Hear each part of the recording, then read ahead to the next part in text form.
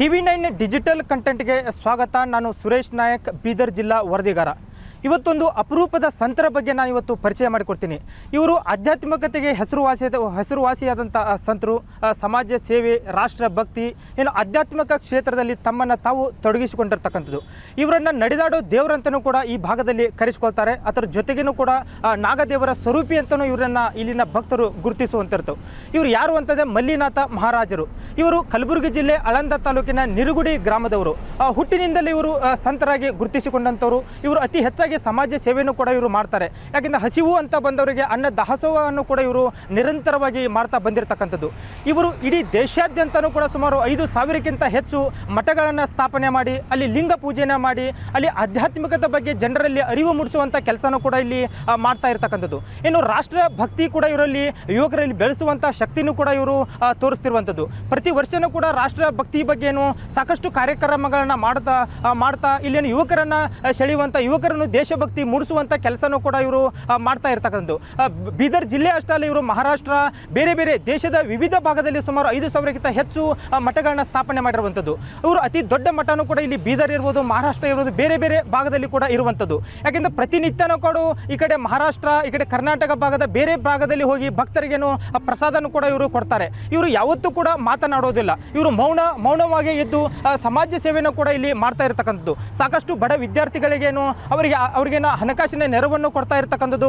ಅವರಿಗೆ ಯಾವುದೇ ಸಂದರ್ಭದಲ್ಲಿ ಕೂಡ ಇವರ ಮಠಕ್ಕೆ ಬಂದಾಗಲೂ ಕೂಡ ಅವರ ಸಮಸ್ಯೆನ ಹೇಳಿದರೆ ಅವರ ಸಮಸ್ಯೆ ಬಗೆಹರಿಸುವಂಥ ಕೆಲಸನೂ ಕೂಡ ಇವರು ಮಾಡ್ತಾರೆ. ಇವರು ಸಾಕಷ್ಟು ಆಧ್ಯಾತ್ಮದ ಕಡೆ ಹೆಚ್ಚು ಒಲವನ್ನು ಹೊಂದಿರತಕ್ಕಂಥದ್ದು.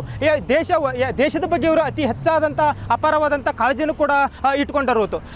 ಏನು ಸ್ವತಂತ್ರ ದಿನಾಚರಣೆ ಬಂದರೆ ಸಾಕು ಇವರು ದೊಡ್ಡ ಪ್ರಮಾಣದಲ್ಲಿ ಕಾರ್ಯಕ್ರಮಗಳನ್ನ ಮಾಡಿ ಮಾಜಿ ಯೋಧರಿಗೆ ಗೌರವ ಕೊಡುವಂಥ ಕೆಲಸನೂ ಕೂಡ ಇವರು ಮಾಡ್ತಿರ್ತಕ್ಕಂಥದ್ದು. ಇವರು ಅಸಂಖ್ಯಾತ ಭಕ್ತರು ಕೂಡ ಇರುವಂಥದ್ದು.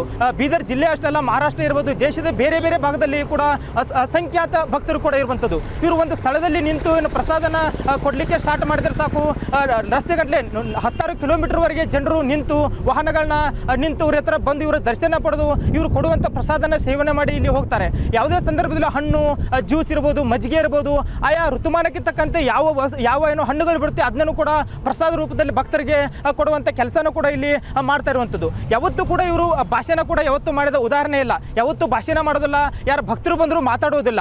ಮೌನವಾಗಿ ಅವ್ರಿಗೆ ಏನು ಬೇಕಾದಂಥ ಕಷ್ಟ ಕಾರ್ಪಣ್ಯಗಳನ್ನ ಅವರ ಮನಸ್ಸಿಂದನೇ ತಿಳ್ಕೊತಾರೆ. ಅವ್ರಿಗೆ ಯಾವ ಆಗು ಹೋಗಬೇಕು, ಅವರಿಂದ ಯಾವ ರೀತಿ ಅವರು ಏನು ಸಮಸ್ಯೆಯಿಂದ ಅವರು ಬಂದಿದ್ದಾರೆ ಅನ್ನೋ ಅವರ ಆತ್ಮದಲ್ಲೇ ತಿಳ್ಕೊಂಡು ಆ ಸಮಸ್ಯೆನ ಬಗೆಹರಿಸುವಂಥ ಕೆಲಸನೂ ಕೂಡ ಇಲ್ಲಿ ಮಾಡ್ತಾರೆ. ಯಾರೋ ಭಕ್ತರು ಬಂದು ಇವ್ರ ಎದುರುಗಡೆ ಕುಳಿತರೆ ಸಾಕು ಅವರ ಸಮಸ್ಯೆಗಳು ಏನು ಅನ್ನೋದು ಕೂಡ ಇವರು ಹೇಳ್ತಾರೆ. ಹೀಗಾಗಿ ಕೂಡ ಇವರನ್ನು ನೋಡಲಿಕ್ಕೆ ಕೂಡ ಪ್ರತಿನಿತ್ಯನೂ ಕೂಡ ನೂರಾರು ಸಂಖ್ಯೆಯಲ್ಲಿ ಭಕ್ತರು ಕೂಡ ಬರ್ತಾರೆ. ಇವರು ಎಲ್ರಿಗೂ ಕೂಡ ಜಾತಿ ಭೇದ ಭಾವ ಯಾವುದೂ ಇಲ್ಲ. ಯಾವ ಧರ್ಮಕ್ಕೂ ಕೂಡ ಇವರು ಸೇರಿದವರಲ್ಲ. ಎಲ್ಲ ಧರ್ಮದವರು ಕೂಡ ಇವ್ರ ಹತ್ರ ಬಂದು ಇವರ ಪ್ರವಚನ ಕೇಳುವುದಿರ್ಬೋದು, ಇವರೇನು ಆಧ್ಯಾತ್ಮಿಕ ಕ್ಷೇತ್ರ ಹೆಚ್ಚಿನ ಒಲವನ್ನು ಕೂಡ ಹೊಂದಿರತಕ್ಕಂಥದ್ದು. ಯಾಕಂದರೆ ಯಾವುದೇ ಕಾರಣಕ್ಕೂ ಮಾತಾಡೋದಿಲ್ಲ, ಆದರೂ ಕೂಡ ಇವರೇನು ಭಕ್ತರ ಸೆಳೆಯುವಂಥ ಶಕ್ತಿನೂ ಕೂಡ ಇವರಲ್ಲಿ ಇರುವಂಥದ್ದು. ಇವ್ರ ಹತ್ರ ಬಂದು ಅವರ ಸಮಸ್ಯೆಗಳನ್ನ ಕೇಳ್ಕೊಂಡ್ರೆ ಸಾಕು, ಅದು ಮನೆಗೆ ಹೋದರೆ ಕೂಡ ಅದು ಸಮಸ್ಯೆ ಬಗೆಹರುತ್ತೋ ಅನ್ನೋ ನಂಬಿಕೆಯೂ ಕೂಡ ಭಕ್ತರಲ್ಲಿ ಇರುವಂಥದ್ದು.